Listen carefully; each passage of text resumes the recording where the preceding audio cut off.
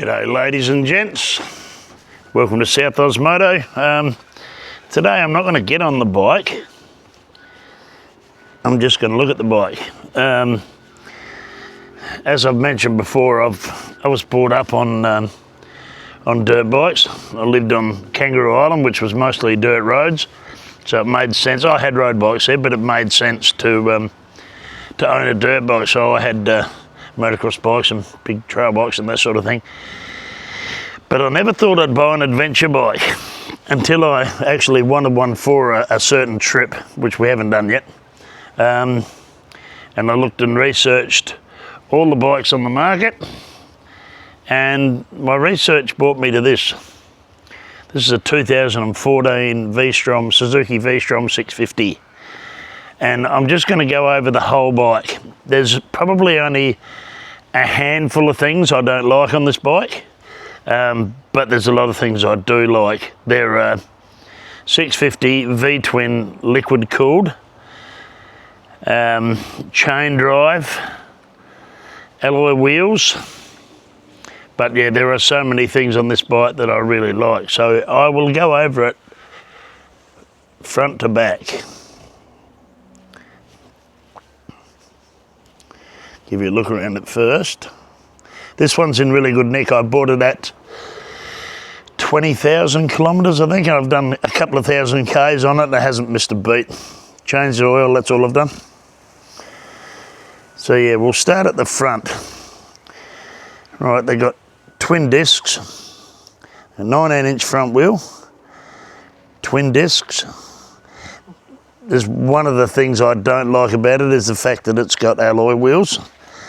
Because as we know, you hit a big rock with an alloy wheel, it's going to shatter. You do it with a spoked wheel, it's just going to bend. And you can always get home. But yeah, that's a small price to pay, I think. So yeah, twin Tok Eco discs on the front. 19-inch. This one's running Michelin Anarchies. This one's got an Anarchy 3 on the front and an Anarchy 2 on the back. I'll move up the bike. There's the small windscreen it's got. Now, I saw this and thought that little fairing in that windscreen will not make any difference whatsoever. That OEM screen there and that small fairing and the shape of the tank throws so much wind around your body. It's really surprising at how little wind you get on you. And that, as I said, that's the OEM screen in its standard position. So yeah, pretty impressed with that. Throws a lot of wind around you. This has got the crash bars on the front. We'll go down to the good thing about this thing, it's so easy to service yourself. As you can see there, the oil filter's way out in the open, but it also means that if you have a stack and hit a rock or bounce a rock up off the front wheel, you can put a hole in your oil filter. So what I'm going to do is the oil filter there, she's fairly exposed. So what I'm going to do is I'm going to find a engine bash plate for it, which goes right around there. They're cheap, pretty easy to find. But yeah, I think they're a stainless steel exhaust, going by the colour it is. Going around the bike again, like I said, they're really easy to service. I've got a set of lowering brackets for the pegs. This one's got an OEM exhaust on it. Standard exhaust, nice and quiet. Makes a little bit of a rumble when you go into the road being a V-twin. They're the Gibby racks for the Gibby panniers, they were on it. There's your adjustment for your monoshock, right there.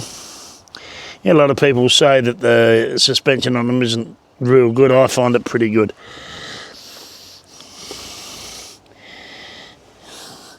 Going around the back, single disc on the back, of course. Yeah, not the best brakes I've ever had, but not the worst either. A lot better than a drum brake. This one's fitted with a Gibby top box. As I said, the back, I'm running Michelin Anarchies on the back. They're a 150/70 17. Yeah, chain drive. I haven't had a pillion on it yet. I don't know what the pillion pegs are like. But yeah, got a really good seat mechanism too. There's your, on the rear mudguard there. There's a key lock, it's the ignition key, and that lifts the seat. But yeah, I'm really impressed with the bike. It's got a, they reckon you get about 500 k's to a tank. I can't tell you what the litres was. 21, I think, 21 litres to the tank.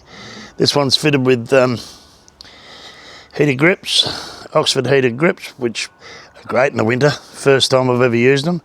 And bark busters. Obviously fitted aftermarket.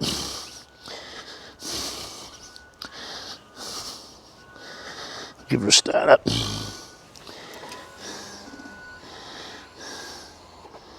No, we won't. So there's your dash.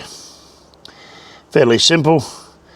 Time, outside air, temperature, 2 trip meters, and a fuel gauge, which is pretty handy. I've fitted the quad lock and of course a mounting bracket for my action camera, and a palm rest for my throttle, which makes a big difference. So yeah, no, I'm very happy with the VStrom. Sort of a cross between, it's not an off-road bike. It's not a road bike, it's sort of in between. It's more a road bike, I think, than an off-road bike. Great on dirt roads. Absolutely brilliant. So yeah, there's not a lot of things I don't like. The alloy wheels, not a big fan. Alloy wheels, not a big fan. Well, that sits out in the open a little bit too much, so you could damage your exhaust or your air filter, or your oil filter. I keep saying air filter. But other than that, I did my research on these bikes, and that little 649cc V-twin motor in there is just about bulletproof. This one's got a factory centre stand on it as well. Yeah, couldn't be happier. So yeah, that's the 2014 V-strom. Is it a good bike? I think it is. I don't know what the new ones are like. This one was, like I said, 20,000 kilometres, and it cost me about 5,000 Australian dollars. So not an expensive bike. Should get a lot of good trips out of it. Anyway, if you like what I'm doing, ladies and gents, like, subscribe, comment, all that good fun stuff, and we'll see you on the next one.